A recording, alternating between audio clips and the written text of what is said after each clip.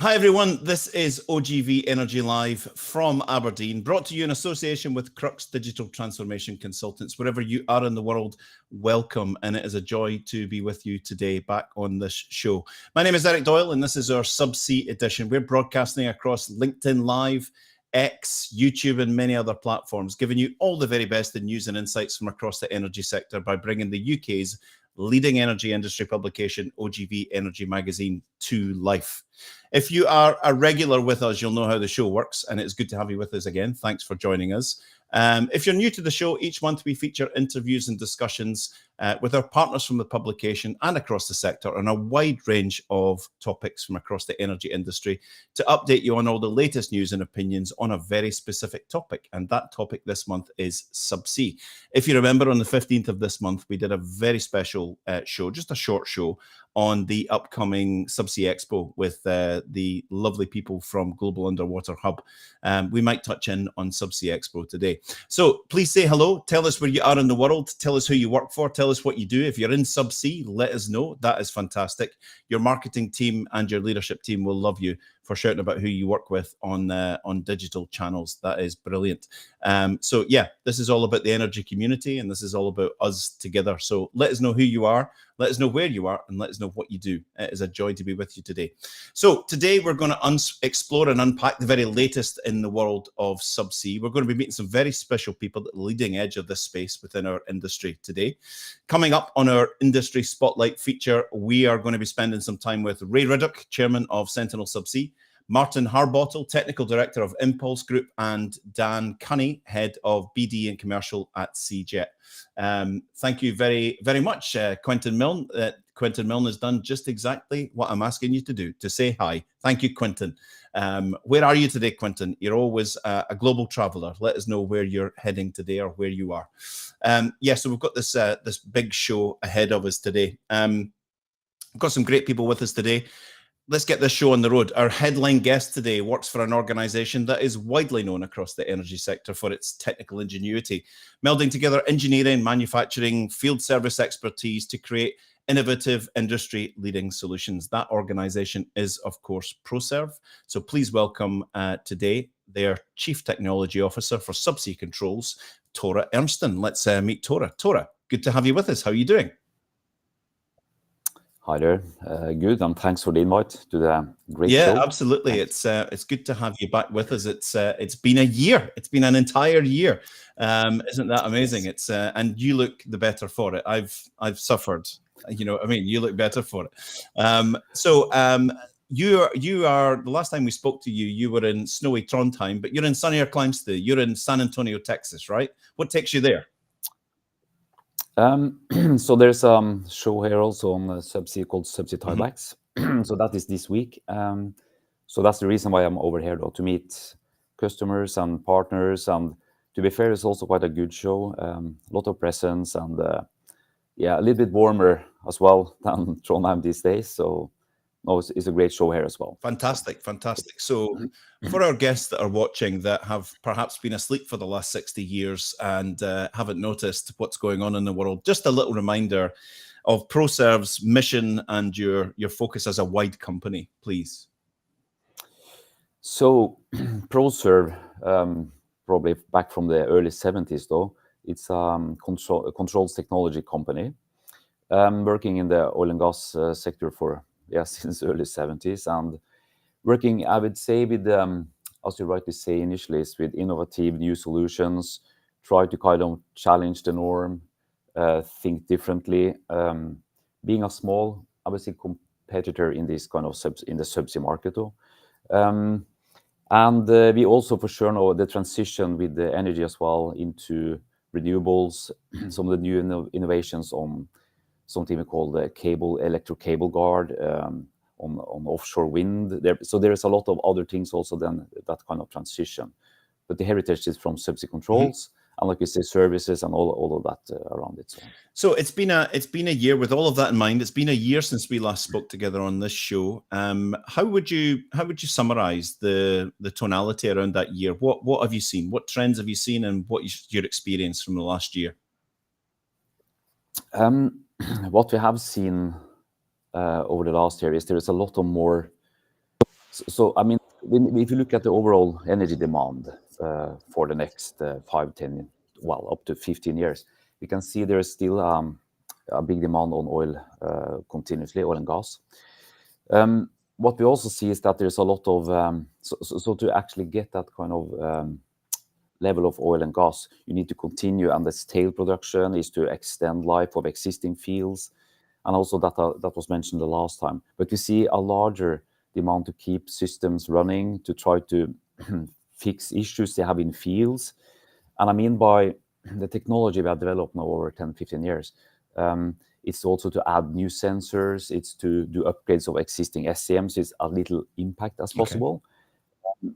Also, we have seen a lot of more obsolescence issues. So obsolescence means that then it's hard to build new electronics, get boards or components and parts. It means that you then need to do an upgrade and do things in a different way though. And that's been one of our core focus areas for several years now, is to have a flexible solution that can adapt to different kind of requirements. And we see a lot of interest now, both from the smaller independents and also major operators. So especially the last 12, 18 months, there's been a big change. It has. Good. Thank you for that. Your headline in this month's magazine, OGV Energy magazine, the Subsea edition, has a kind of cryptic title, but it's interesting. It grabs the attention. It says, maximizing value, possibilities becoming realities. Now, it's your article. What did you mean by that? Tell us about possibilities becoming realities. So, yeah, as I touched on, is that there is a lot of ways to solve problems or challenges you have in field. What we have tried to do over the last year is to act smarter. We have a solution, a package called ACTO, Augmented Controls Technologies, is to, whenever a customer have an issue and want to do an update, upgrade, add more instrumentation, is that we see now that we have had the possibilities for quite some time based on what we have developed. But I think now it becomes more real, and we have done a lot of, I would say, successful installations and also a lot of partnerships that has made this possible over the last 12, 18 months. Has been even more progress on this.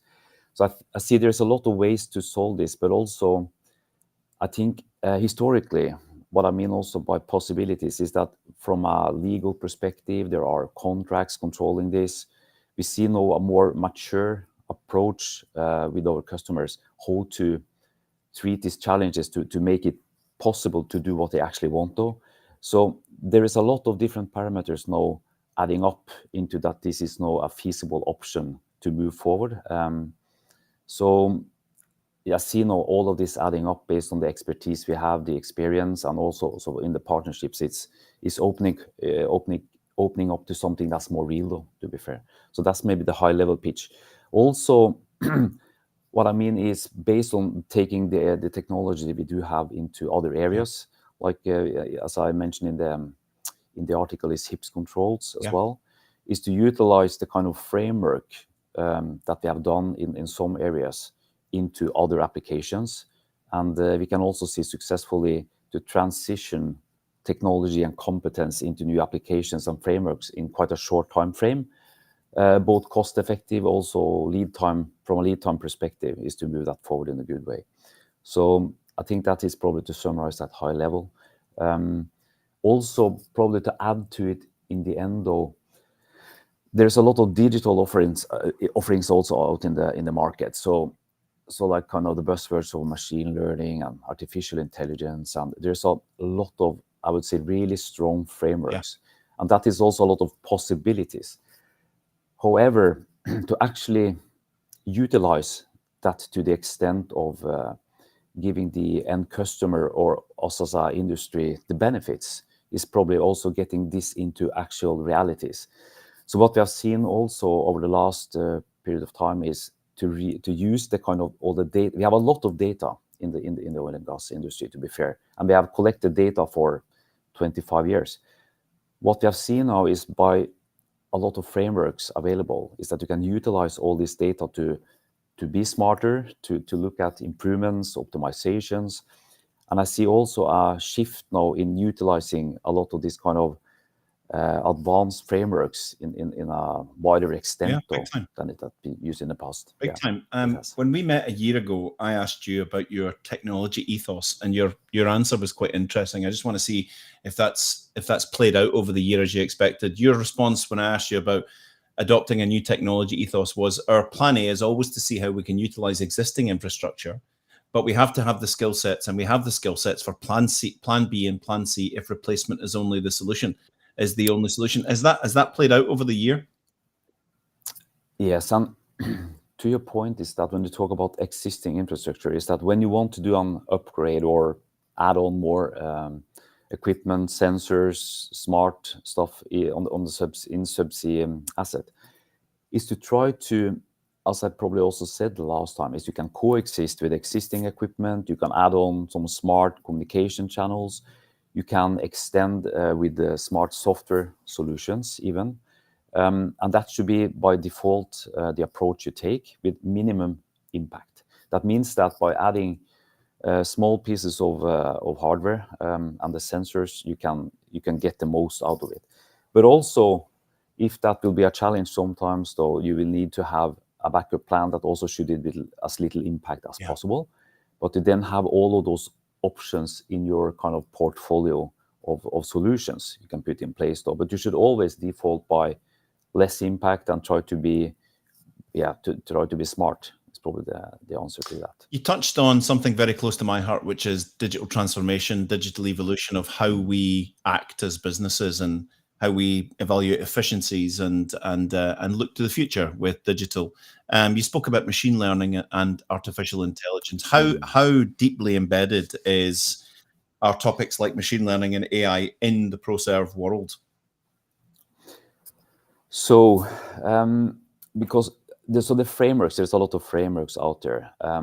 So one in the industry that we're talking about is a lot of the data we are utilizing is now then kept secret with the operator, so they own the data. So what Proserv normally do, we provide the system to gather data and store data into a historian, so you have available data for that operator. So what we then have done is we have made a concept that you store all data into fast historians, and you can process data for that operator.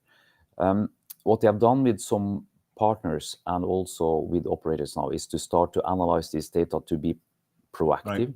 It means that instead of doing kind of the historical approach is to give you an alarm in the central control room. So if something goes above a certain level, you will raise an alarm and it will be a little bit reactive. Mm-hmm. So then when you actually have a problem to solve, you will hit the challenge and then also it might be from a timing perspective, you might have downtime. So what we have shifted more towards also is then to look at trends. If you see patterns, if you can see that some system starts to change behavior, you can then address kind of not an alarm, but something we call an alert. So we are more addressing this from an alerting standpoint. And that is more proactive because then you can start to see, well, is there something we can do now to extend the actual issue, or do we need to plan for doing some updates later on? Also to this, I would add is another critical thing called cybersecurity that I would add when you then talk about the digital side. And over the last 24 months, well, probably 2 to 3 years, so we see a bigger risk from a cybersecurity side. So attacks and that you can actually cause issues, leakages, and so cyber attacks. This is now a big topic and will be that also on the path forward. And that also will remain to keep data secret and have kind of a barrier safety network to include this. That has also been, I think, a big focus area over the last 2 years with certification and those kind of frameworks to implement that as well. However, though, from a machine learning AI perspective, you can then run data at something we call edge computing. Mm-hmm. Is closer to the actual asset or at the asset instead of using cloud solutions. But it's to have that kind of mix though. But there is many, to your point, many strong frameworks you can do. But from my side, it's not about only the digital solution. It's about what problem do you want to solve. So the focus is combining subject matter experts that we have in Proserv, together with subject matter experts with the customer, to identify what problem do you actually want to solve. We need to. So that's the there seems to be, I'm sensing a massive shift towards people wanting to jump on using AI, but what problem do you want to solve? Do you really understand where your hot issues are that AI could help or machine learning could help with? Absolutely spot on. I noticed in the article something interesting, which was actually the terminology, and the authors of the report was new to me, hands up. But you recently went through an assessment phase with Kimberlite, and the Kimberlite report came out. So this is almost like the Michelin star reference book for the kind of world that you live in. And I think, I don't know if you expect, well, maybe you did because you know about your own business, but the results were quite incredible, right? Can you tell us a bit about the Kimberlite report and what this means for you? Yeah, and I think it's for us though to get feedback from customers and the industries is highly important. Okay, so hundreds of operators interviewed and asked hundreds of questions about the kind of thing that you do, and loads of other people were in that mix too. It's quite interesting. So it's independent. It's an autonomous survey, anonymous survey, and the results are quite incredible. Yeah, and as you say, though, it's anonymous as well, and then you get the actual real feedback. And we have had that for a couple of times now. We have done this, and the feedback has been really, really good. One of the most critical parts of the subsea controls is kind of mean time between failures, reliability on the systems, but also down to service and how do we actually treat customers and all of this stuff. And to be honest, it's a really good feedback, which helps us. First of all, I think we're on a good path though. I as CTO can also claim that yes, we have the best products and all of that stuff. I can do that. That's probably my job. However, to get this feedback from the market also clearly shows that we have a strong concept, and we are achieved as the right partner for many of our customers in this area. So. And also we see that feedback through discussions we have with customers, but to get this from Kimberlite, which is kind of an anonymous, one-to-one discussions, is really a good data point. Also, if you then would get something that we should improve on as well in this, it's important to take that into how to improve on the path forward, because you can never stand still. You always need to improve in any way and direction you want to go. So. But it's an important data point and some good feedback. I almost use an analogy that sometimes when I'm asked what industries really impress you, and this might not make sense to anyone, but it makes sense to me. Imagine being a Michelin star restaurant and a Michelin star chef. So essentially you buy in products, you create or you buy in services, you buy in materials, and you create a product. You have to sell that product. Every quarter you have to change the complete fabric of your business because of seasons changing. You hire staff, you train them, and you have to market yourself and all of that. And every quarter, someone from an assessment agency comes in undercover and tests you and tests what you say. I sometimes wonder what the Michelin star equivalent would look like across other businesses. And if we were tested that much independently, what would the results be? I find the whole thing. But this is a great analogy. Someone independent coming in, assessing you and giving you a really good feedback. Do you know if the Kimberlite, I don't know the answer, is the Kimberlite report available for people? It is available, right? Yeah. Okay. So it can. I'll maybe try and find a link and post that there, because that would be a good one. I just wanted to take some time to say hi to some of our guests. We had Quentin. We have Anne McRobb here with us. Hi, Anne. It's good to have you with us. We have Graham Penman, who's telling us he's Vessel Mobilization Manager with Hughes Subsea, part of OEG Renewables. Fantastic. Great to have you with us. We've got Neil Williamson here, afternoon from a sunny White Cairns, BDM for PTS Services, all things hydraulic and electrical. They're doing exactly as I asked. And Nikki has joined us from Petrasco. Just reminding us that they move everything, including subsea materials, all around the world, from A to B, anywhere in the world. 50 years of experience. That's fantastic. Just a reminder to our guests, if you have a question for Tora, he's only with us for a few more minutes. Let's get his money out of him before he goes back to Subsea Tieback show this afternoon or this morning. If you have a question or a comment you'd like to put to him, please do. We'll only get a few more minutes left, but see if you can manage that. and we will put that question to him. Tore, you mentioned Augmented Controls Technology, ACT as you call it. Tell us a wee bit more about that, because that's interesting. So the ACT, the Augmented Controls Technologies, is that we made a portfolio of products or services that you can actually adapt to a lot of different scenarios for the end customers. If there are a problem with an upgrade of equipment made from another OEM, though, so that might be one of the other OEMs, and they want to do a smart update of that module, maybe change out the electronics or add on some more kind of functionality. Both topside and subsea, the ACT offering is that we have a flexible approach then to undertake whatever change out is required to make that system work again, or extend the kind of features you do have. So the ACT is a complete package of, one example is to overhaul a subsea control module to change out whatever parts you need to change out, also upgrade the electronics and the software package, also include integrate this towards the kind of topside system on a subsea asset towards the DCS system as well. So we have a full offering to undertake that kind of overhaul or upgrade, improvement, whatever you need. That kind of framework is both mechanical, it's electronics, it's software, and it's the full, but also the people, at least, because every time you get in new equipment, it might be equipment we don't necessarily get the documentation on that equipment. So we do an assessment. So we have a lot of people understanding really well the products from the other OEMs that we can undertake and act smart in this approach. Do you, being a Norwegian citizen, again, off the top of my head, a Norwegian citizen and living in Trondheim, working there, I guess we have different strategies and different plans and dynamics for each region that we work in. But do you see that as something that contributes specifically to Norway, or is there a different focus for what you're doing in Norway, or an exalted focus?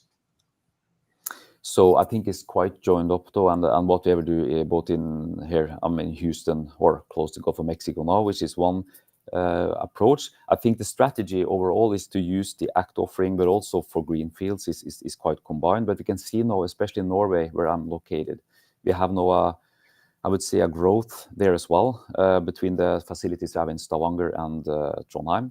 So we have now a lot of discussions with, we have both Equinor for sure, quite strong present in, but also with OKEA and Repsol and others. We are now actually then expanding quite heavily in that area, and that's a part of our focus area as we speak. But to be honest, though, the technology, products, competency is kind of a global offering. So we are tapping into the same thing though. But yes, it's a lot of progress there these days. We have a lovely question come in from LinkedIn user. LinkedIn user, if you get in touch with me after the show, I'll show you how to make your name appear. I'll give you the little trick that I have to make sure that your name appears on here. But LinkedIn user, also, if you could let us know in your next comment who you are and who you work for. LinkedIn user says, what opportunities and threats in the maturing subsea markets, like geopolitical risks, skill shortages, production equipment supply constraints, and limited access to raw materials are most concerning to Tore, and how will Proserv plan to overcome these challenges? It's a good and wide question. Yeah, you've got 8 seconds. Okay, no, but it's a good point. Maturing subsea market, and I mean obsolescence is a big thing, but also I mean from a stocking side, because raw materials, we have seen that over the last 2-3 years to get components, electronics, mechanical parts. So I think this is we need to plan for both obsolescence and also supply chain heavily. Also, when it comes down to the getting resources as well to keep people in the oil and gas industry, is to continue to make it as attractive and positive as possible, because still oil and gas also is about being smart, make things as clean as possible, and take this forward, because this industry will be here for a long time still, and we need continuously to improve. Very good, a great answer, and thank you to LinkedIn user. Let us know in your comment afterwards who you are and who you work with. That is brilliant, and we'll be back in touch. That is great. I asked this of all our headline guests, and I'll ask you because it's a question that sometimes brings back interesting and diverse answers. Tore, in In your words and your thoughts, and perhaps with the Proserv vision and mission in mind, what does energy transition mean to you? So for Proserv, which we have a long heritage in the oil and gas, and we are bringing, so I mean, the transition now from the traditional oil and gas into renewables is I think it's quite a big change. It's a big shift, and it's also kind of a cultural shift as well. So we can see now in the way we are working with new energies, like in renewables for offshore wind, turbine controls. All of this is kind of requiring a lot of it's different skill set to a certain degree. We can require a lot of the same technology, but I see it's also it's to try to make things smaller, faster, also cheaper. We can see also from a price perspective, we need to be smarter and probably not move the entire regime from oil and gas into the renewables, but also to use the learnings. So I mean, that is also where Proserv have a big role to play, to use all the learnings we've done in oil and gas, the good learnings, to try also to implement that as part of the kind of renewables. We also see that as part of carbon capture and storage now, which is also another leg. That's not hydrocarbons and from a leakage standpoint, but still though, if you want to store carbon dioxide into a well or whatever, there's a lot of similarities. So I think it's a big shift, both kind of in the way we do things and in culture and how we treat projects and so forth, but also a lot of synergies. So I think we had started in quite a good way, but still a lot of work to do in this area though. And quite exciting, to be honest. Very much so. And you have an exciting couple of days ahead of you. And we're going to let you go and continue with that. Please keep your fingers crossed for me, because I'm across in Voss next week for a little bit of skiing. Please keep your fingers crossed for the snow. I'm lucky you, but also then don't break a leg and try to be safe, but enjoy. Exactly. It's a lovely area. Absolutely. Tora, thank you for sharing your insight with us. Enjoy the show and all the best to what you and Proserv are doing. And hopefully it's not a year until we catch up with you next time. Thank you so much. Thank you for the opportunity. Thank you. Bye-bye. Thank you. Bye-bye. Wasn't that great? Lovely to hear from Tora. Just a check-in. Thank you, LinkedIn user, for your question. We love to get our guests talking. And hello to Jessica Ord. Hello from Archer Knight. We are market intelligence and consultancy based in Aberdeen, offering M&A support to oil field services companies. Great to have you with us, Jessica. Brilliant. Absolutely. We are moving on to the industry spotlight section of our show, a slightly shorter version of our show today. We will be back with a full show, but you got two this month, so it's kind of balances out. For our industry spotlight section today, we've got some smashing guests. We are going to start off today with welcoming Ray Riddoch, chairman of Sentinel Subsea. Hello, Ray. Good afternoon. It is lovely to have you with us. We are going to join in with Ray. We're going to bring on Martin Harbottle from the Impulse Group. Hello, Martin. How are you doing? Hey, Rick. I'm good. Thank you. Brilliant. And we're going to bring on Dan Cunney, the head of BD and commercial from CJET. How are things today, Mr. Cunney? Hi, Eric. Yeah, really good. Good afternoon, everyone. Yeah, thank you so much. Any interest or oversight or insight from what we heard from Tora? Any agree, disagree, challenges, anything we heard? What do we think? Well, I'll go first on that one then. It's quite interesting, and he did touch upon this. We are in energy transition, there's no doubt about that. There is a recognition that oil and gas, hydrocarbon, plays a vital role in getting to that end goal of net zero. And it's how we get there in a manner that protects not only the people, but the environment as well. And I think Tora said words to the effect of, there's not one solution. And I would put that out there. It's a patchwork quilt of solutions to get us from today to 2030 to 2050. There is not one solution out there. And I think we've got to open our minds up and realize that there's a place for technology. But as IOGP mentioned in November 23, against a new EU regulation, not all of the technologies are in place yet to achieve net zero. So in a way, we've got to make sure that as an industry, we're doing everything we possibly can mitigate against damage to the environment, against hydrocarbon leaks. So I thought that point was interesting from Tora, that from a company that's got very high levels of technology, and that's their specialism. Yes. That they're actually acknowledging that, and I did hear him say also that it takes time to develop technology. So just an observation. Thank you, Ray. Thank you. A reminder to our guests, if you have a question for Ray, a question for Martin or Dan while they're on board, please jump in and get those. Remember, we have our prize giveaway at the end of the show. Ray, I'm going to stay with you if that's okay. We'll start with you. Yeah. You gave us an excellent start to the industry spotlight section. You're a well-known name, a well-kent face in the industry, as we would say. Oh, I don't know about that. For all the right reasons. And now we see you as chairman of Sentinel Subsea. Could you give our listeners a little reminder? We heard from Jim Gordon last year, but we might not have the same visitors. What's Sentinel all about? Why did you join in? And what's the mission? So let me start with why did I join? I was actually fortunate enough to visit the Sentinel facility, and I'd heard a little bit about it. But when I actually saw what the kit was, I loved the simplicity of it, and that's what really floated my boat. Right. I'm a pretty thick guy, so I like things to be simple. And Sentinel, company that design, manufacture, deploy, install a leak detection system over subsea wellheads. Now, as we stand just now, subsea wellheads do not necessarily be monitored on a high frequency basis. If they're lucky, it's once a year and it's a flyby in the UK North Sea.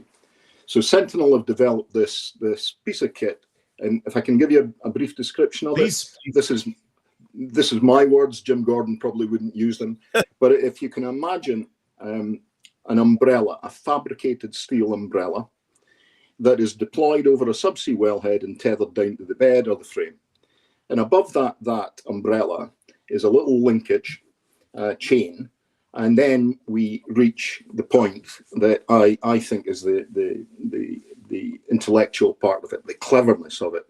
There's a little fusible plug in there, and I'll come back to fusible plug. Above that, it's connected to an EPIRB, a radar beacon, and the beauty of this plug is it can detect gas or oil at very, very low levels of concentration. Right. Very, very low levels of concentration.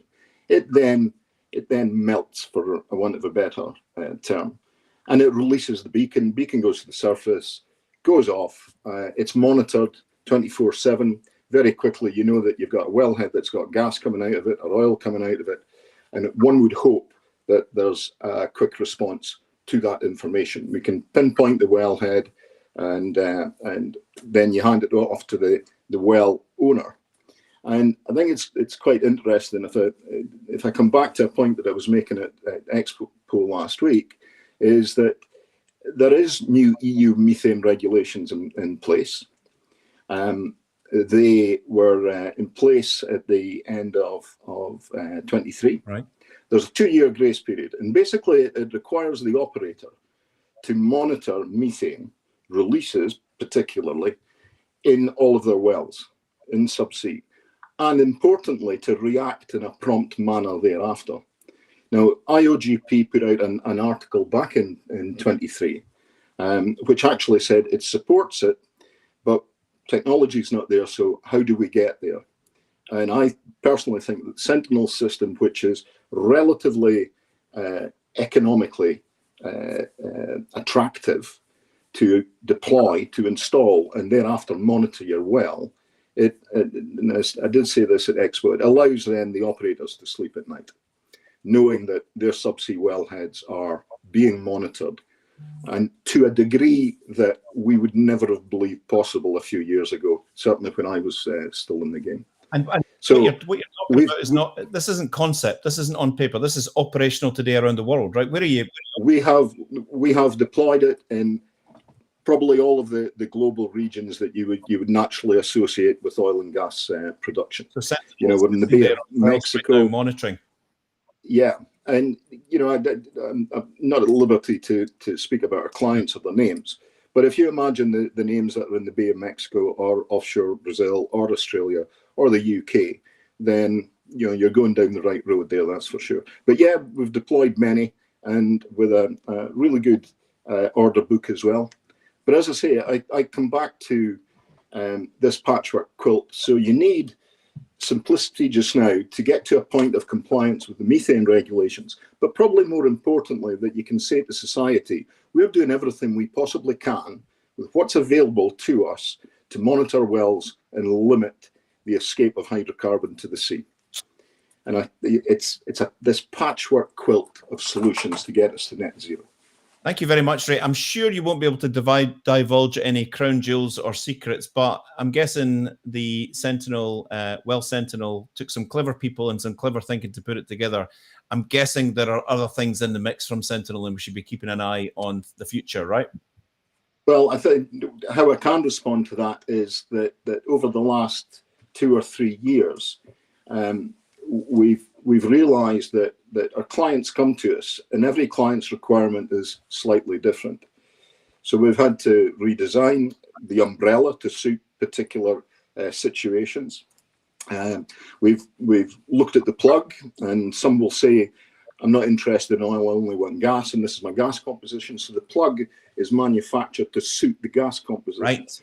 So it's an evolution. That's how I would describe it. It's an evolution as we go forward.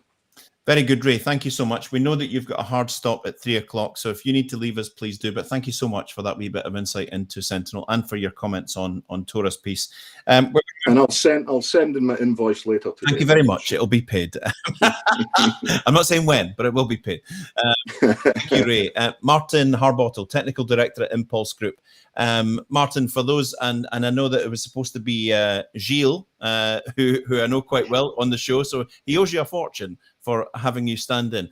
And if he's out in Africa at the moment, so he's on a job, yeah. For those who don't know, can you give us a wee 30-second elevator pitch on what Impulse Group's focus is, and then we'll get into something I want to ask you about. Yeah, so Impulse Group, we are everything flexible pipe. So we are the flexible pipe experts. We've got people that have designed them for work with manufacturers, and now we're in integrity management.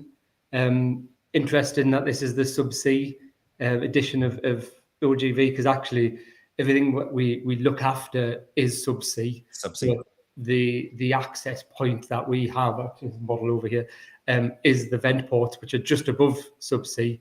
So that's what, if we can access those vent ports, we can maintain the integrity of everything that is below the surface. Well put. Your article in this month's issue of OGV Energy talks about somewhat of a breakthrough in riser integrity management, which is unlocking the potential to extend the life of subsea fields through riser annulus vent port cleaning. Can you tell us a wee bit more about that? Yeah, so again, as I say, our access point is the vent ports. I suppose the flexible assets, a lot of people buy them, deploy them, and just think they can be left for the full service life. But actually, they do need to be serviced. They do need to be checked. Vent ports get blocked.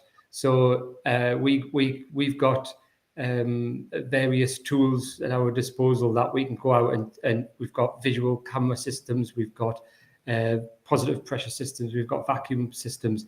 If those vent ports are blocked, we cannot assess the integrity of them. So yes, we've developed a range of products to basically unblock the vent ports to allow access for that. So that's we launched. We were at Subsea Expo last week, where we launched a couple of those new products. Excellent. Yeah. So the reason why we do that, again, for the integrity management, but also it allows us access to make assessments. So, and as we're talking about energy transition there, we're not quite there with energy transition. So if we're going out to see some oil and gas assets that are maybe 15, 20-year-old, we can make an assessment and we can say, okay, it's been in good condition for those 15 years. Can we extend that life for another 5-10 years?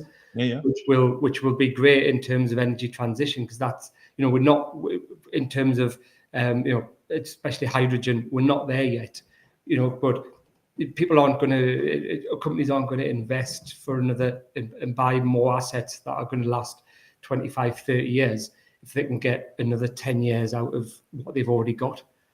Very good, very good. And you're able to divulge? I know there's lots of clever people doing some clever thinking, as I said to Ray at Sentinel. I know there's as many clever people at Impulse looking at new technology, looking at innovation and new ways of working, and maybe even diversification. Did I say it? Yeah, so it's my job to look at those things, and it's great, isn't it? A Torah at Proserv, that's the type of thing that we want to get into, because everything is subsea. Yeah. The challenges we've got: it's cold, it's wet, it's deep, it moves. So what? You realise that's going to become a meme now. yeah. So with integrity management, we've always got to base the design on a snapshot in time. So usually that's hindcast data from waves, from current, or it's permeation levels of H2S. So, but it's always at a snapshot in time when we're doing that design. 25 years later, things could have changed. Yes, so of course. What Impulse are looking at is how do we get the big data? How do we start to rather than using year zero, how can we get some sensors in there and some communication in there that can see what that pipe's actually doing during its lifetime, so that again, if we've got predicted H2S levels for corrosion, if we've got predicted fatigue levels from the analysis, how do we verify those levels so that we can then look at the actual service life of these flexibles rather than just the predicted one? And again, we can maybe get 25, 30, 35 years out of these 20-year service life assets that we've got. Superb, Martin. Thank you very much. We're going to move on now to Dan Cunny, head of BD and commercial at CJet. Before we get to the product or the products, Dan, can you just tell us a little bit about how CJet came about, when it came about, and what is the overall mission? Yeah, so I think primarily working in the seabed cables and pipelines market, I think people know for a long period of time that there's been mass flow excavation and controlled flow excavation tools out there to work alongside the typical burial tools like plows, jet trenchers, cable burial tractors, where those tools maybe don't have very good workability or almost economics behind deploying them on really well optimized. The management team of CJet have been involved in that MFE, CFE world for over 25 years, and the founding directors and management team of CJet have been at the forefront of developing that legacy technology. I think the mission for the company, for CJet as a new entrant last year, is that we've essentially reflected on all of the challenges and all of the pains and maybe the marginal projects where those tools can be used, and then coupled that with technology investment, which happens to be an all-electric technology platform to overcome those challenges and to essentially bring a service to the subsea market that excels and over-delivers in terms of what these tools should do. Love it, love it, love it. Now, the question I've been dying to ask you, please tell us about Hydromole and how it came about. Yeah, so Hydromole is the first output of our roadmap for an ECFE technology platform. So we've worked with, over the last 12 to 18 months, we've worked with selected partners to develop an all-electric subsea trenching technology platform, essentially. All-electric technology brings all of the typical benefits that I guess we get with the energy transition and the trend in subsea in particular to convert a lot of instruments and equipment to all-electric. We've got increased access to performance, operational efficiency, including uptime, a lack of maintenance requirements, but also some real sort of added value advantages in terms of remote access, being able to keep people on shore, integrating novel technologies from other adjacent spaces in a plug and play fashion to add more value to the project and to the client. So we've done that very rapidly with chosen partners, including SMD in the northeast of England, who people know are a really good company with regards to quite dominant in the market in terms of ROV technology and trenching technology. And we've coupled that with our experience in terms of how to develop, the subsea tool and how it should do its cable and pipeline trenching. Hydromole is the first output of that. So Hydromole is the twin all-electric ECFE tool. It's the workhorse of the product range. It'll probably serve 90% of the market for us, and it's ready. It's out to go in the market in the next few months, and ready to go to work immediately. So it's quite exciting for us as a company because very exciting. Spent the first year developing technology, managing the supply chain, building the sort of brand and the investment. But straight into year 2, we're going into operational and delivering projects offshore. And this is unique, as far as you know? Yeah, in terms of a service delivery, in terms of having accessibility to a twin all-electric CFE tool, we are the only provider on the market to offer that. Electric technology development's been around for a long period of time, so for sure there's a lot of owner-operated equipment out there that conducts trenching and excavation in its own way with divers and with ROVs. But I guess the high-level mission for us as a company actually is to become the first zero-emissions subsea trenching and excavation service provider. So ECFE and the Hydromole in particular is only the first step towards essentially offering a zero-emissions cable or pipeline trenching or deburial service. Absolutely incredible. I'm guessing, and I suspect this isn't the last time we're going to be speaking to you. If you'll come back and join us, maybe bring some of your colleagues. We just want to watch this story unfold as it goes. But yeah, absolutely fantastic. Listen, good luck to all of you in what you're doing. Ray, we have one last question that came in from our audience. It's for you. I know you have to go in a couple of minutes, but let me see. Neil Gordon, Ray, will these new EU regulations, will the regulations only apply to the EU, or do you see these expanding to other countries, the emissions regulations? So it's a good question, and I was challenged last week at the Expo about, what are we messing about with EU regulations for? Well, we are still in many areas still with the EU in terms of environmental regulations. So that would be my first comment. The second comment is that if the UK is to export hydrocarbon, or any other country export hydrocarbon into the EU, they have to be compliant. Yes. And already we are seeing other regions in the globe actually looking at these regulations and saying they're good. But if I go back to the IOGP's article, it is saying, and IOGP is global, it is saying these regulations are good. Will take a time to get there. You've got a 2-year window, but 2 years pass very quickly when you're trying to become compliant. Yeah. And it's, it passes in the blink of an eye.